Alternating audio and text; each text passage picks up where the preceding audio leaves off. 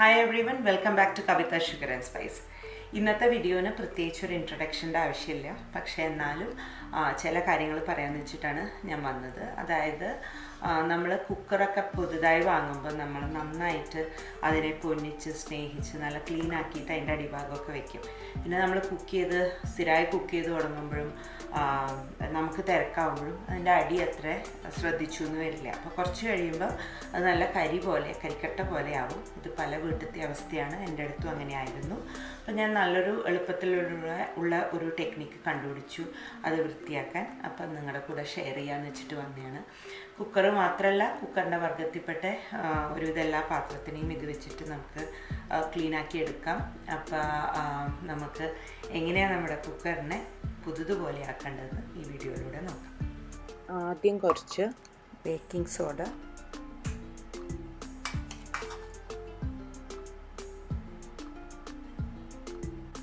ഈ കറുപ്പ് മുഴുവൻ കവർ ചെയ്യണം.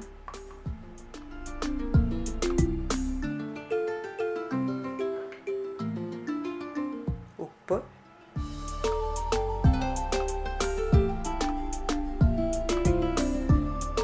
Lemon juice.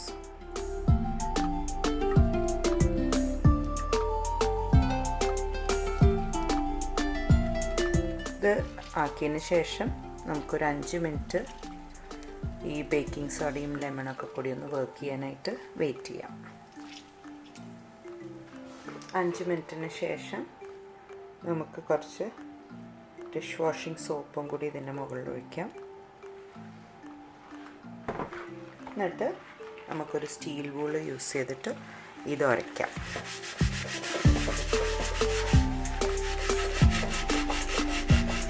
ഗ്ലൗസ് ഇടുന്നതായിരിക്കും ബെറ്റർ.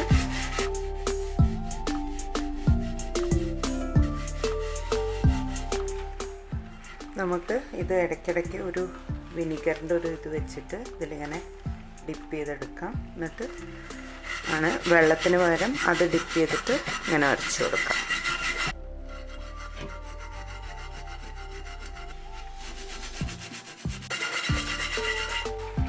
ഇനി ഇതൊന്ന് കഴുകി നോക്കാം.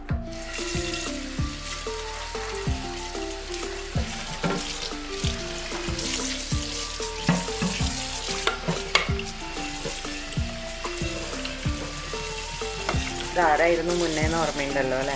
ഇനിയിപ്പം കുറച്ച് മിനുക്ക് പണികളേ ഉള്ളൂ. ഇതിന് നമുക്ക് ഇങ്ങനത്തെ കുറച്ച് സാധനങ്ങൾക്ക് ഇതിങ്ങനെ കത്തി ഉപയോഗിച്ചിട്ട് ഇങ്ങനെ ഉരയ്ക്കാം കേട്ടോ.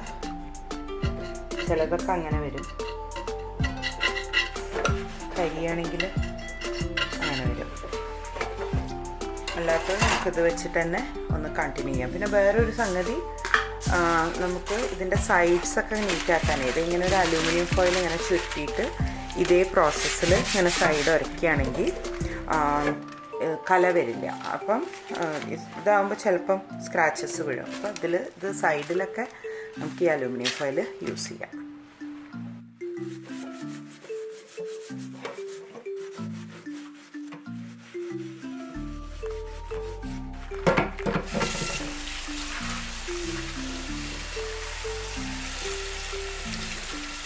അങ്ങനെ നമ്മുടെ കുക്കർ ഇപ്പം നല്ല ക്ലീനായി കുട്ടപ്പനായിട്ടുണ്ട്. ഒന്ന് ശ്രമിച്ചാൽ നമുക്ക് കുക്കർ ഇങ്ങനെ ആക്കാൻ വലിയ പണിയൊന്നുമില്ല. ആയി കഴിഞ്ഞു കഴിഞ്ഞാൽ പിന്നെ കുറച്ച് കാലത്തേക്ക് അത് നീറ്റായിട്ട് തന്നെ ഇരുന്നോളൂ. അപ്പോൾ എല്ലാവരും ശ്രമിച്ച് നോക്കുക. ഇത് മുന്നത്തെ രൂപം കാണുമ്പം മനസ്സിലാവില്ലേ എന്താ അതിൻ്റെ ഡിഫറൻസ് എന്ന്. ഈ വീഡിയോ നിങ്ങൾക്ക് എല്ലാവർക്കും ഹെൽപ്ഫുള്ളായി എന്ന് വിചാരിക്കുന്നു. അടുത്ത വീഡിയോയിലൂടെ വീണ്ടും കാണാം. Thank you for watching. Take care. By.